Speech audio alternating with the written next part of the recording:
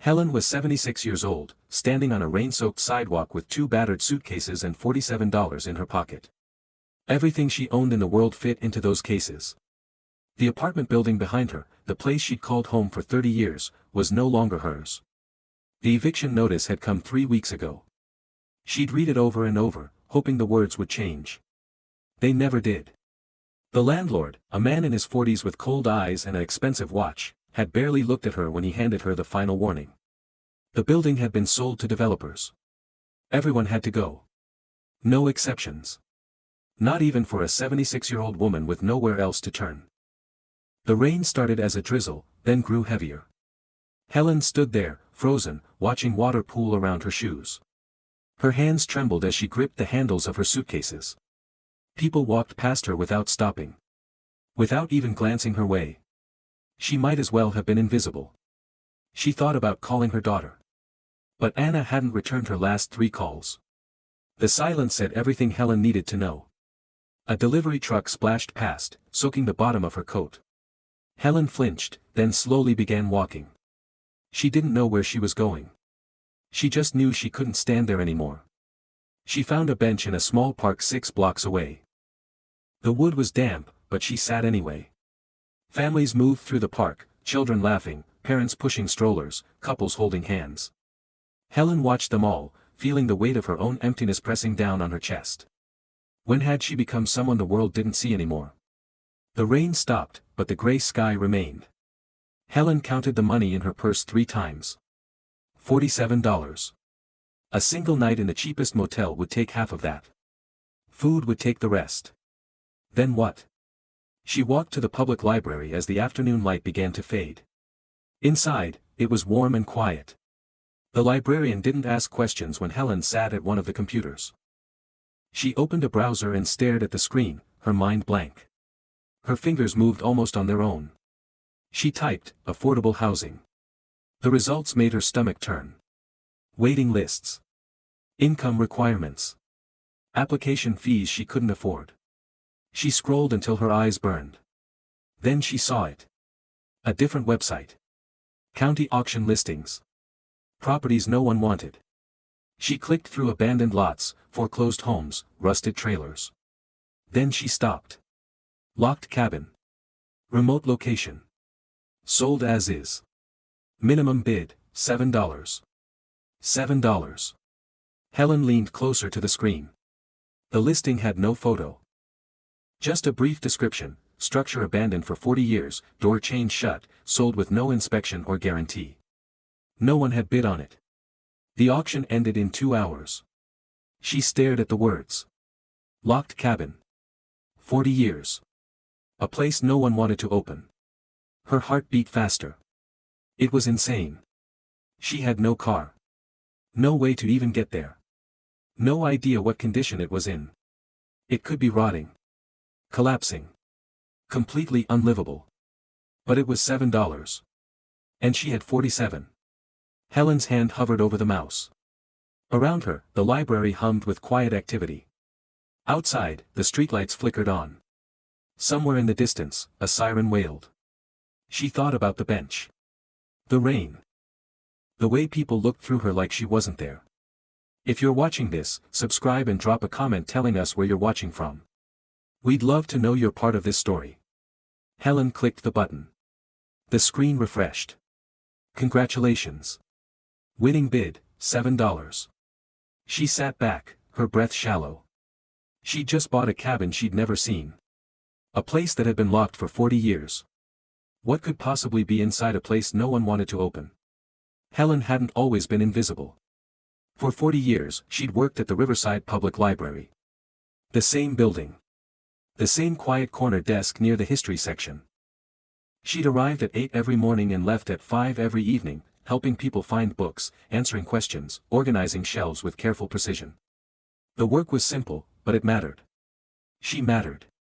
Her husband, Thomas, used to meet her outside after her shift. They'd walk home together, his hand warm in hers, talking about nothing and everything. Small moments that felt permanent. Safe. He died 15 years ago. A heart attack in the middle of the night. One moment he was there, breathing beside her. The next, he was gone. Helen kept working. Kept moving forward because stopping felt impossible. Her daughter Anna visited for the funeral, stayed 3 days, then flew back to Arizona. The calls became less frequent. Birthdays. Holidays. Then just holidays. Then nothing at all. Helen told herself it was fine. Anna had her own life. Her own family. That's what children did, they moved on. But the silence still hurt. Helen retired at 68. The library threw her a small party. Cake from the grocery store. A card signed by her co-workers. She smiled and thanked everyone, then went home to an apartment that felt too quiet. The modest pension covered rent and groceries. Nothing extra, but enough. She lived carefully. No vacations. No luxuries. Just the steady rhythm of a small, predictable life. Then her heart started failing. It began with exhaustion. Then shortness of breath. Then chest pain sharp enough to send her to the emergency room. The doctors ran tests. Found blockages. Scheduled surgeries. Helen sat in waiting rooms, alone, filling out forms she didn't fully understand. The bills arrived in thick envelopes. Thousands of dollars. Then tens of thousands. Insurance covered some of it, but not enough. Helen's savings drained in months. She called Anna once, trying to keep her voice steady, asking if she could borrow money. Anna said things were tight. Maybe next month. Next month never came. Helen started skipping medications to save money. She stopped going to follow-up appointments. The debt collectors called daily. She stopped answering. Then the eviction notice came. The landlord apologized, but not like he meant it. The building had been sold. Luxury condos were going up. Everyone had to leave. Helen begged for more time. He shook his head. Nothing he could do. She tried everything. Applied to senior housing. Every application asked for proof of income, references, deposits she couldn't afford. Each rejection felt like another door slamming shut. The world didn't want elderly women with medical debt and no family to vouch for them. Helen sat in a cramped shelter that night, surrounded by strangers. The room smelled like disinfectant and desperation. Cots lined the walls. A woman coughed nearby. Someone else argued with a volunteer. Helen pulled out her phone, the screen cracked from when she dropped it weeks ago. She opened her email. The confirmation was still there. Congratulations. You have purchased, locked cabin, remote location. Total, $7. She stared at the words until they blurred. $7. Everything she had left had come down to $7. But it was something. A place. A chance. She had no car. No plan. No idea what she'd find when she got there. But she had to go see it. Because staying here, invisible, forgotten, erased, wasn't living anymore. The Greyhound bus left at dawn. Helen sat in the back, her suitcases wedged in the overhead compartment, watching the city disappear through a smudged window. The landscape shifted slowly, buildings gave way to suburbs, then farmland, then dense stretches of forest that seemed to go on forever. 3 hours later, the bus stopped in a town that barely deserved the name. One gas station. A diner with faded paint. A post office the size of a shed. Helen stepped off the bus into air that tasted clean and sharp, nothing like the exhaust-heavy streets she'd left behind. The county clerk's office was a single room attached to the post office. A woman with gray hair and reading glasses looked up when Helen entered. "I'm here about the cabin," Helen said. "The auction." The woman nodded slowly, like she'd been expecting this conversation to happen eventually. She opened a drawer and pulled out a single key on a rusted ring. "Property's about 10 miles north. No road access. You'll have to walk the last bit." Helen stared at the key. It was small. Old. Heavy in a way that felt significant. "How do I get there?" The woman gave her directions, but her expression said she didn't think Helen would make it. Helen walked to the edge of town and stuck out her thumb. A pickup truck stopped 20 minutes later. The driver was a man in his 60s, weathered and quiet. He didn't ask questions, just drove her as far as the dirt road would allow. "You sure about this?" he asked when he stopped. Helen nodded. She wasn't sure about anything. But she got out anyway. The woods swallowed her whole. The path was overgrown, barely visible beneath layers of fallen leaves and tangled vines. Helen walked slowly, dragging her suitcases over roots and rocks. Her heart pounded, from exertion or fear, she couldn't tell. The trees pressed in close, their branches forming a canopy that blocked most of the light. Then she saw it. The cabin sat in a small clearing, half hidden by brush and wild grass that had grown waist-high. It was smaller than she'd imagined. Wooden. Sagging on one side like something had given up holding it upright. The windows were boarded over with planks gray from age and weather. Helen stopped, her breath catching. The door was chained shut. A thick, rusted padlock hung from the chain like a warning. She set down her suitcases and pulled out the key. Her hands trembled as she stepped closer. The air smelled like wet earth and old wood and something else, something she couldn't name. Decay, maybe. Or just time. The cabin felt like it was waiting. Helen reached for the lock, the key cold against her palm. I wouldn't do that if I were you. She spun around. An old man stood at the edge of the clearing. Tall. Thin. His face lined with deep creases. He wore work clothes covered in dirt, a flannel shirt with the sleeves rolled up. His eyes were sharp, watching her carefully. Who are you? Helen's voice came out smaller than she wanted. Garrett. I live about half a mile that way. He nodded toward the trees. Been here 30 years. Watched this place sit empty the whole time. Helen's grip tightened on the key. It's mine now. I bought it. I know. Saw the listing. Garrett took a step closer, his boots crunching on dead leaves. But no one's opened that door in 40 years. He paused, his expression unreadable. Maybe it should stay that way. Helen's heart hammered against her ribs. Why? Garrett looked at the cabin, then back at her. Some places get locked for a reason. The forest around them seemed to hold its breath. Helen stared at the door. At the chain. At the rusted lock that had kept this place sealed for 4 decades. What did he mean? Helen looked at Garrett, then back at the door. Her hands were still shaking, but something inside her had hardened. She'd come too far. Lost too much. Whatever was behind that door, she needed to see it. I have to, she said quietly. Garrett watched her for a long moment, then nodded once. He didn't leave. Just stepped back, his arms crossed, his expression unreadable.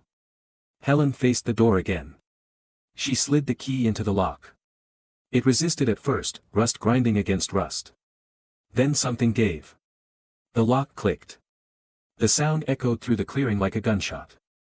The chain fell away, hitting the ground with a dull thud. Helen's breath came shallow and fast. She reached for the door handle, a tarnished brass knob, cold beneath her palm. She pushed. The door groaned open. The air that escaped was thick.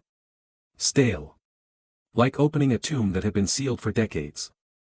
Helen stepped inside, and the floorboards creaked beneath her weight. The cabin was dim. What little light came through the cracks in the boarded windows revealed a space frozen in time. Dust coated everything, thick, undisturbed, a gray blanket over the past. But the cabin wasn't empty. A wooden table sat in the center of the room. 2 chairs tucked beneath it. A rusted stove in the corner, its surface dull and spotted with age. Shelves on the wall holding jars covered in grime. A calendar hung crooked near the door. Helen stepped closer to the calendar. March 1983. The page hadn't been turned in 41 years. Her pulse thundered in her ears. She moved slowly through the space, her eyes adjusting to the gloom. Every surface told the same story: someone had lived here.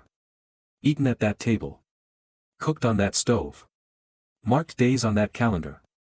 Then they'd stopped. Helen's gaze swept the room again, and that's when she saw it. A leather journal on the table. Open. Waiting. Her breath caught. She crossed the room in 3 steps, her fingers hovering over the page. The handwriting was shaky, uneven, like the hand that wrote it had been trembling. Or dying.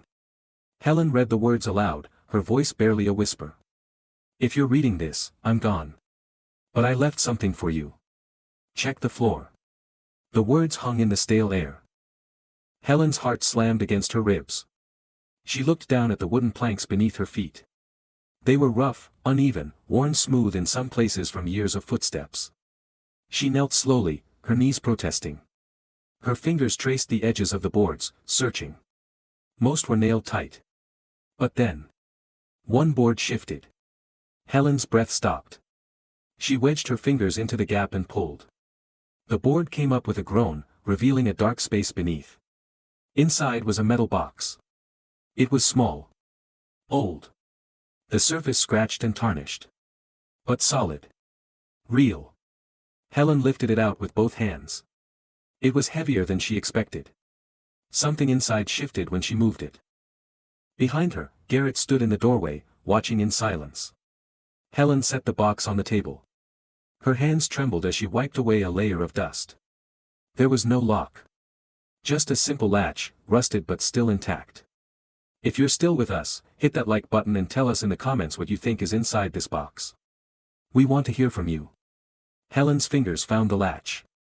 She hesitated for just a moment, her heart racing, her mind spinning with possibilities. Then she opened it. What was inside the box? Helen stared at the metal box, her breath shallow and uneven.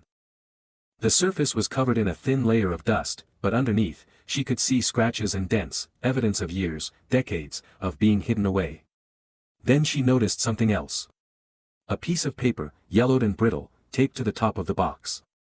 The tape had lost most of its adhesive, barely clinging to the metal. Helen carefully peeled it away. The handwriting was the same as the journal. Shaky. Deliberate. As if every letter had taken effort. For the one who needs it most. Helen's throat tightened. Her fingers traced the words. Behind her, she heard Garrett shift in the doorway, but he said nothing. She turned the box over in her hands. There was a lock, smaller than the one on the door, but solid. Rusted. The keyhole was packed with decades of corrosion. Helen looked around the cabin. Her eyes landed on a loose stone near the stove. She picked it up, tested its weight, then brought it down hard on the lock. The first strike did nothing. The second made a dent. On the third, the lock shattered. Helen's hands trembled as she lifted the lid. Inside were bundles of bills. Old, but intact. Worn $20 bills held together with rubber bands that crumbled at her touch. She pulled out one bundle, then another. Then another. Hundreds of dollars. No, thousands. Helen's vision blurred. She blinked hard, trying to focus. Beneath the money was something else, a stack of letters bound with twine. The paper was thick, the kind people used decades ago. The string had left impressions in the envelopes. Helen set the money aside and picked up the letters with shaking hands. She carefully untied the string and opened the first envelope. The letter inside was written in that same unsteady script. To whoever finds this, it began. Helen read slowly, her eyes moving over each word. My name is Clara. If you're reading this, I'm gone. I lived in this cabin for 30 years. Alone. My family, my children, they left me after my husband died. They blamed me for things I couldn't control. They said I was too much. Too sad. Too broken. So they stopped calling. Stopped visiting. Eventually, they stopped remembering I existed. Helen's chest tightened. She kept reading. I made quilts. Sold them at markets in town. Every dollar I earned, I saved. I didn't need much. Just enough to survive. I kept saving because I thought maybe one day, one of my children would come back. Maybe they'd need help. Maybe they'd remember me. Helen's eyes burned. They never came. So I kept the money here. Hidden. Safe. For someone who would need it the way I needed them. The next line made Helen's breath catch. If you found this, it means you have nothing. It means the world has forgotten you too. I know what that feels like. I know how heavy that silence is. Helen's tears fell onto the paper, smudging the ink. The letter ended with 8 words. Use this to build the life they stole from you. Helen sat back, the letter clutched in her hands. The cabin felt smaller. Warmer. Like something had shifted in the air. She looked at the money. At the letters. At the journal still open on the table. A woman she'd never met, a woman who'd been abandoned, forgotten, erased, had left her a lifeline. Clara had saved for children who never returned. And now, 40 years later, her gift had found someone who understood exactly what she'd felt. Helen pressed the letter to her chest and let herself cry. Someone had seen her. Even across decades. Even from the grave. She wasn't invisible anymore. Helen read through the night. She lit a candle she'd found in her suitcase and sat at Clara's table, unfolding letter after letter. Each one was a piece of a life, a story written in shaky handwriting, addressed to no one and everyone at once. Clara's husband had been a logger. His name was James. He'd worked in the forests north of town, felling trees that were older than the country itself. One morning in 1953, a tree fell the wrong way. James didn't come home. Clara was 42 years old. She had 3 children, 2 sons and a daughter. In the months after James died, everything fell apart. The logging company offered a small settlement. It wasn't enough. Clara took a job at a textile mill, working 12-hour shifts to keep food on the table. She was exhausted. Grieving. Barely holding on. Her children didn't see it that way. They saw a mother who was distant. Distracted. No longer the woman she'd been before. The eldest son, Michael, was 17. He told her she'd let the family fall apart. That if she'd been stronger, things wouldn't be so hard. He left the day he turned 18. The others followed within 2 years. Clara wrote letters to them. Apologizing. Explaining. Begging them to come back. She never sent them. She didn't know where they'd gone. Helen's hands shook as she read. The words felt like her own life reflected back at her. Clara moved to the cabin in 1953, a place James had bought years before, planning to retire there someday. She lived alone. Made quilts by hand, intricate patterns stitched together in the dim light of oil lamps. She sold them at markets in town. People said her work was beautiful. They bought the quilts and went home to families that loved them. Clara went home to silence. She wrote letters she never mailed. To her children. To James. To God. The letters piled up in drawers and boxes, words spilling out onto paper because there was no one to hear them spoken aloud. She died in March of 1983. A neighbor found her 2 weeks later. The county took the property. No one claimed it. No one came to her funeral. Her name was listed in the local paper, a single line in the obituaries. Clara Jean Holloway, 72. No survivors.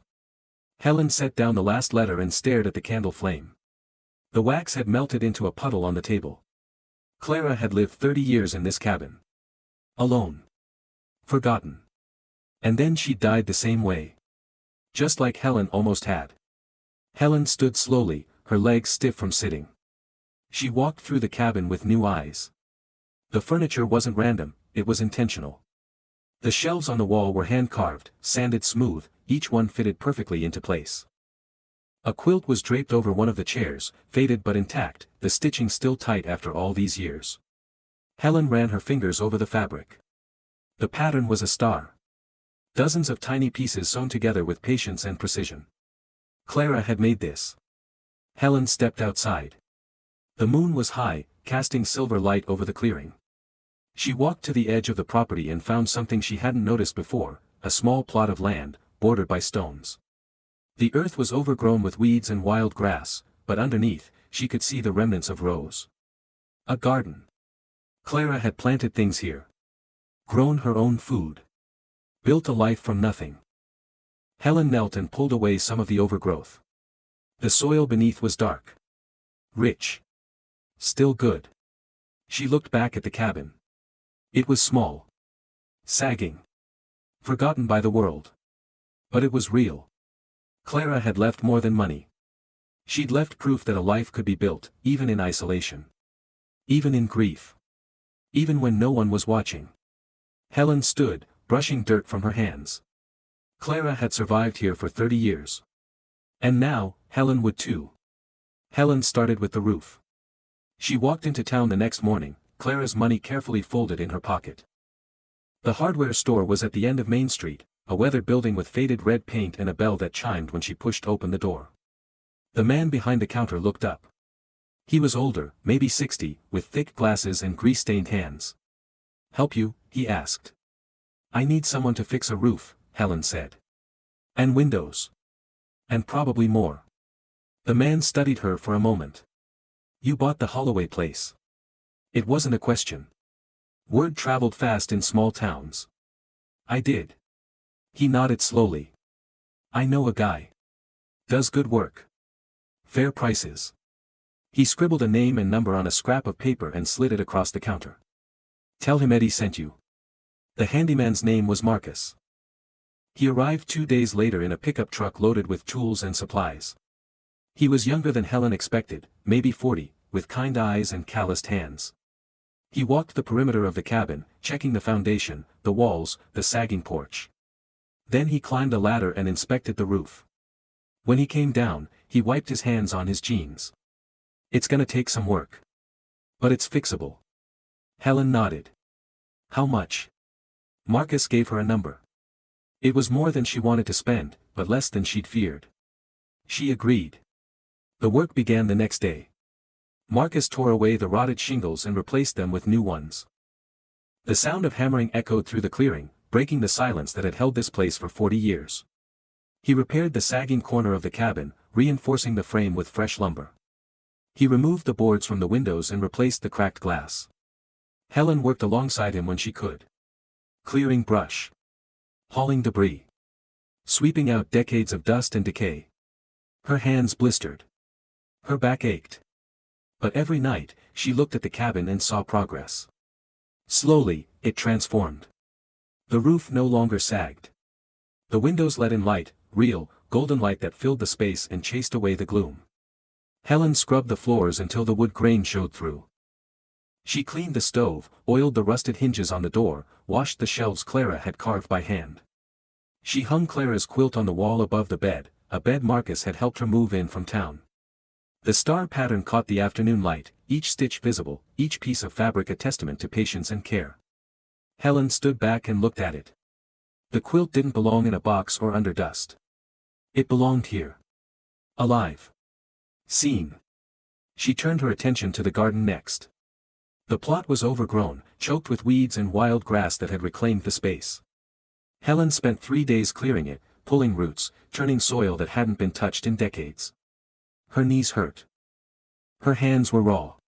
But the earth beneath was dark and rich, just as she'd thought. She bought seeds in town. Tomatoes. Carrots. Beans. Lettuce. She planted them in neat rows, the way Clara must have done. Every evening, she watered them, watching for the first signs of green. The townspeople began to notice her. At first, they were curious. The woman who'd bought the Holloway place for $7. Some whispered. Some stared.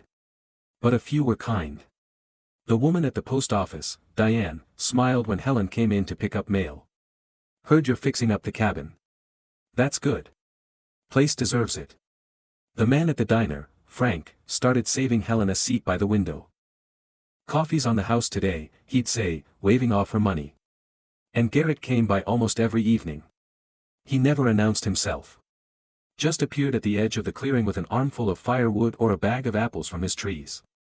He'd set them down on the porch, nod at Helen, and linger for a few minutes. One night, as the sun set and painted the sky in shades of orange and pink, Garrett sat on the porch steps and told Helen about Clara. She was quiet, he said. Kept to herself mostly. But she had a good heart. He paused, staring out at the trees. Every winter, she'd make quilts and leave them at the church. No note. No name. Just the quilts, folded neat, for anyone who needed them.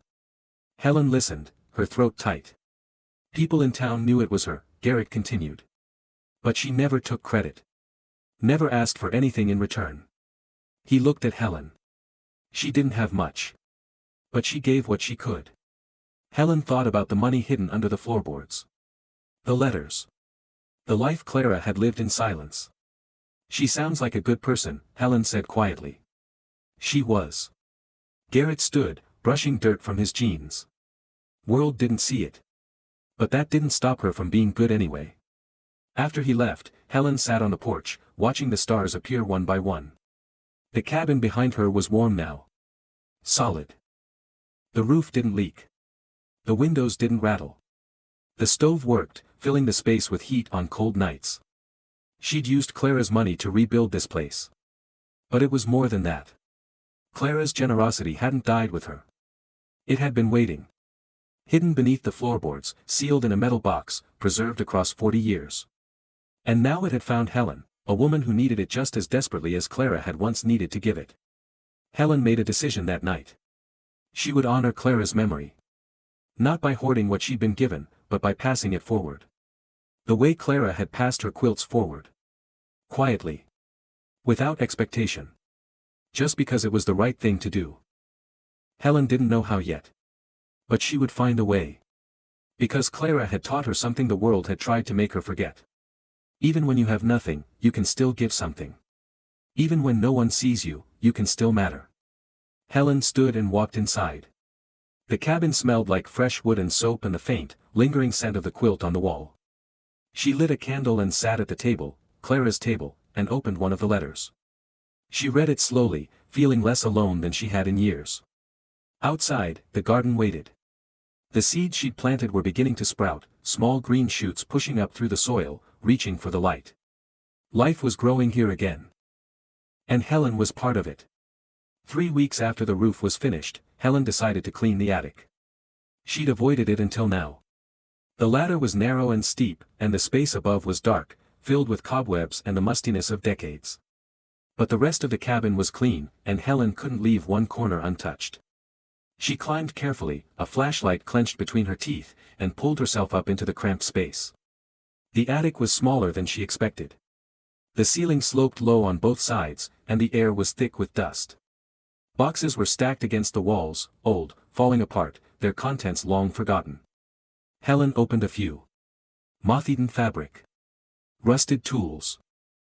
Jars with labels too faded to read. Then she noticed something. A board in the far corner, near the wall, sat slightly higher than the others. Helen crawled toward it, her knees scraping against rough wood. She pressed down on the board. It shifted. Her heart quickened. She wedged her fingers into the gap and pulled. The board came up easier than the one downstairs, revealing a small hollow space beneath. Inside was another box. This one was different. Smaller. Made of wood instead of metal. No lock. Just a simple latch holding it closed. Helen lifted it carefully, her breath shallow. Dust fell away as she moved it into the light. She carried it down the ladder and set it on the table. For a long moment, she just stared at it. Then she opened it. Inside was a birth certificate, yellowed and brittle. Helen unfolded it carefully. The name read, Sarah Elizabeth Holloway. Born June 14, 1951. Beneath the certificate was a photograph. Black and white. Faded. A young girl, maybe 16, with dark hair and serious eyes. She stood in front of the cabin, her arms crossed, her expression unreadable. Helen's throat tightened. Beneath the photograph was a letter. The envelope was sealed, but the flap had loosened with age. Written across the front in Clara's shaky handwriting were 4 words. My daughter, if you ever come looking. Helen's hands trembled as she opened it. The letter inside was longer than the others. The handwriting was neater, like Clara had taken her time. Like she'd rewritten it a dozen times before settling on the words. Helen read slowly. Sarah, if you're reading this, it means you came back. I've been hoping for that every day since you left. It's been so long now, I don't even know if you're still alive. But I have to believe you are. I have to believe you're out there somewhere, living the life you wanted. Helen's vision blurred. You were 16 when you left. You said I didn't understand you. That I was suffocating you. That I was the reason you were unhappy. Maybe you were right. I tried so hard after your father died to hold everything together. Maybe I held on too tight. Maybe I pushed you away by trying to keep you close. A tear slid down Helen's cheek. I waited for you to call. To write. To come home. I kept your room the way you left it for 5 years. Then 10. Then I realized you weren't coming back. Helen's chest ached. I don't know what I did wrong, Sarah. I've spent 30 years trying to figure it out. But I want you to know something. I forgive you. For leaving. For not calling. For whatever anger you carried that kept you away. I forgive you. Helen pressed her hand to her mouth. The letter ended with 3 short sentences. I hope you forgive me. I hope you found happiness. I hope you're loved. Helen sat in the dark cabin, the letter clutched in her hands, and cried. She thought of Anna. Her daughter. The phone calls that had stopped. The silence that had stretched into months, then years. The distance that had grown so wide, Helen didn't know how to cross it anymore. She pulled out her phone. Her hands shook as she scrolled through her contacts. Anna's name stared back at her. Helen hesitated. What if Anna didn't answer? What if she was angry? What if the silence had become permanent? But Clara's words echoed in her mind. I forgive you. I hope you forgive me. I hope you're happy. If this story has moved you, share it with someone who needs to hear it. And leave a comment below. We want to know we're not alone in this. Helen pressed the call button. The phone rang once. Twice. 3 times. Helen's heart pounded. Her throat felt tight. Then, a voice. Mom. Mom. Helen's breath caught. For a moment, she couldn't speak. The sound of her daughter's voice, after so many months of silence, felt unreal. Anna. Helen's voice cracked. It's me. There was a pause. Helen could hear background noise. Traffic. Voices. The hum of a city Anna lived in, hundreds of miles away. Is everything okay? Anna's tone was cautious. Uncertain. Helen closed her eyes. I wanted to hear your voice. I want to see you. Another pause. Longer this time. Mom, Anna stopped. Started again. I've been meaning to call. Things have just been so busy, Anne. I know, Helen said quickly. She didn't want excuses. Didn't want the conversation to turn into apologies that would lead nowhere. I'm not calling to make you feel guilty. I miss you. And I'd like to see you. If you're willing. The silence stretched. Helen's heart pounded. Where are you? Anna asked finally. Somewhere new. Helen looked around the cabin. At the quilt on the wall. At the candle flickering on the table. Somewhere I think you should see. 2 weeks later, a car pulled up at the edge of the clearing. Helen stood on the porch, her hands gripping the railing. She'd barely slept the night before.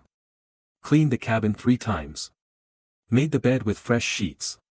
Picked vegetables from the garden and set them on the counter like an offering. The car door opened. Anna stepped out. She looked older. Tired. Her hair was shorter than Helen remembered. She wore jeans and a sweater, her arms wrapped around herself like she was cold. For a moment, they just stared at each other. Then Helen stepped off the porch. You came. Anna nodded slowly. Her eyes moved past Helen to the cabin. What is this place? It's mine. Helen's voice was steadier than she felt. Come inside. I'll explain. They sat at Clara's table. Helen made tea, the kettle whistling softly on the stove, and set 2 chipped mugs between them. Anna looked around the cabin, her expression unreadable. Mom, what happened? Where's the apartment? Why are you here? Helen took a breath. Then she told her everything. The eviction. The $47. The bench in the rain. The auction listing. The $7 bid. Anna listened, her face growing pale. Helen told her about Clara. The locked door. The metal box under the floor. The letters written to children who never came back. The money saved for a life that was never lived. She told her about the second box. The letter to Sarah. The daughter who ran away and never returned. When Helen finished, Anna's hands were pressed flat against the table, her eyes red. Mom, her voice broke. I didn't know. I didn't know you were evicted. I didn't know you had nothing. Why didn't you tell me? Helen looked down at her tea. I called. You didn't answer. Anna flinched like she'd been struck. I know. I know I didn't. Things were hard, and I told myself I'd call you back later, and then later became weeks, and then, she stopped, tears spilling over. I'm so sorry. I'm so sorry. Helen reached across the table and took her daughter's hand. I know what it's like to be busy. To be overwhelmed. To let time slip away. Anna shook her head. That's not an excuse. You needed me, and I wasn't there. You're here now, Helen said quietly. Anna looked up, her eyes searching her mother's face. Then she stood, walked around the table, and wrapped her arms around Helen. Helen held her daughter and cried. They spent the weekend together. Anna helped Helen weed the garden. They cooked together in the small kitchen, laughing when the stove took 3 tries to light. They sat on the porch in the evenings, watching the sun dip below the trees, painting the sky in shades of gold and red. Anna read Clara's letters. She held the quilt and traced the stitching with careful fingers. She stood in the clearing and said, I can't believe you did all this. I had help, Helen said. And I had a reason. On the last evening, they sat on the porch steps. The cabin behind them glowed with warm light from the windows. The air smelled like pine and earth and something sweeter, the vegetables growing in the garden. Can I come back? Anna asked quietly. More often, I mean. Not just once. Helen's throat tightened. I'd like that. Anna leaned her head on Helen's shoulder. I love you, Mom. I should have said that more. I love you too. They sat in silence, watching the stars appear one by one. For the first time in years, Helen didn't feel invisible. She felt seen. And she wasn't alone anymore. Helen made her decision on a cold morning in November. She sat at the table, Clara's letters spread in front of her, and counted what was left of the money. Enough to live on for years. More than enough. But Clara hadn't saved this money just to be spent. She'd saved it to be given. Helen thought about the bench in the rain. The shelter. The application stamped, denied, in red ink. The feeling of being erased. She thought about all the other women like her. Like Clara. Women the world had stopped seeing. She picked up the phone and called the shelter where she'd spent that first night. 2 months later, Clara's fund was real. Helen partnered with shelters and legal aid organizations across 3 counties. The fund was simple, emergency assistance for elderly women facing eviction. Rent payments. Utility bills. Legal fees. Small amounts that made the difference between homelessness and holding on. The townspeople rallied behind her. Garrett spread the word at the hardware store, the diner, the post office. Diane set up a donation box at the counter. Frank hosted a fundraiser at the diner, the place packed wall to wall with people who'd heard Helen's story. Within 6 months, Clara's fund had helped 32 women. 32 women who'd been invisible were seen again. Helen kept a list of their names in a notebook. She didn't need to. But she wanted to remember. The way someone should have remembered Clara. One evening, as winter settled over the clearing, Helen sat at the table and wrote her own letter. She wrote about Clara. About the cabin. About the money hidden under the floor and the gift that had saved her life. She wrote about Anna's visits, now monthly. About the garden that bloomed every summer. About the townspeople who'd become friends. She ended with 8 sentences. To whoever finds this next, you are not invisible. You are not forgotten. The world may have looked past you, but you are here. You matter. Take what you need. Build what you lost. And when you're ready, pass it forward. That's how we survive. Helen folded the letter, placed it in a wooden box along with the deed to the cabin and what remained of Clara's money, and sealed it. She lifted the loose floorboard and set the box inside. Then she replaced the board and pressed it flat. Someday, someone else might need it. She stood and looked around the cabin. The fire crackled in the stove. Clara's quilt hung on the wall, the star pattern glowing in the firelight. Through the window, she could see the garden, dormant now but ready for spring. Helen smiled. She'd bought this place for $7. A locked cabin no one wanted. And it had given her everything. A home. A purpose. A daughter. A legacy. It all started with a single key. And the courage to turn it.